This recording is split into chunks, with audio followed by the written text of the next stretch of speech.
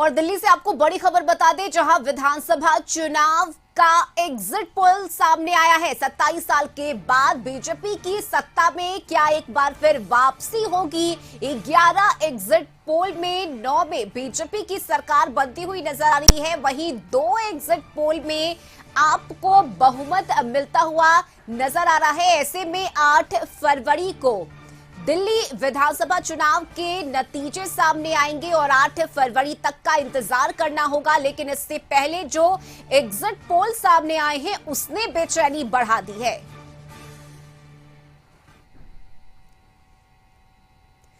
और बेगूसराय में केंद्रीय मंत्री गिरिराज सिंह ने दिल्ली मतदान के बाद एग्जिट पोल में बीजेपी को बहुमत मिलने पर कहा है कि यह नरेंद्र मोदी के भरोसे की जीत है। अरविंद केजरीवाल के झूठ, फरेब और भ्रष्टाचार की हार है। एग्जिट पोल भी कह रहा है, रियल रिजल्ट भी कहेगा कि ये दिल्ली की जीत जो होगी उसमें केजरीवाल कि झूठ, फरेब, भ्रष्टाचार की हार होगी। गरीबों का आह जिससे उन्होंने वादा किया था, सड़क देंगे, पानी देंगे, बिजली देंगे, मोहल्ला क्लिनिक दे रहे हैं, क्या क्या बोल गए, केवल भ्रष्टाचार के सिवा उन्होंने। और दिल्ली से सहयोगी अंकित इस वक्त हमारे साथ जुड़ गए हैं। अंकित, देखिए अभी तो नतीजे आने बाकी है। 8 फरवरी को नतीजे घोषित किए जाएंगे, लेकिन उससे पहले जिस तरह से एग्जिट पोल में बीजेपी की जीत होती हुई नजर आ रही है, इसके बाद नेता अब बयान भी दे रहे हैं।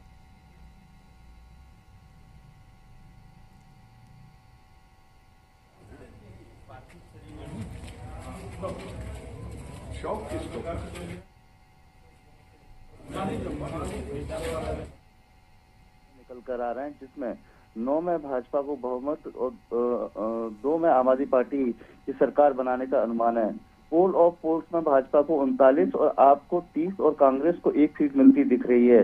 जेबीसी के जो पोल डायरी के एग्जिट पोल आए हैं, जिसमें से तकरीबन 1-1 सीट मिलने के आसार हैं।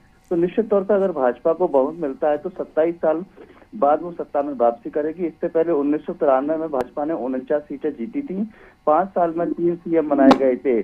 और वो कौन कौन लोग थे? तो उनमें मदन लाल खुराना, सुषमा स्वराज, साहिब सिंह वर्मा और यही तीनों लोगों के नाम शामिल है। तो निश्चित तौर पर तीनों नेताओं की बेटी दिल्ली की राजनीति में सक्रिय हैं।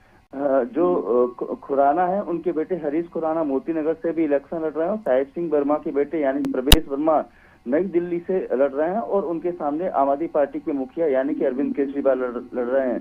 तो बांसुरी स्वराज नई दिल्ली से सांसद है। दिल्ली विधानसभा की 70 सीटों पर बुधवार को 58.06% वोटिंग हुई है।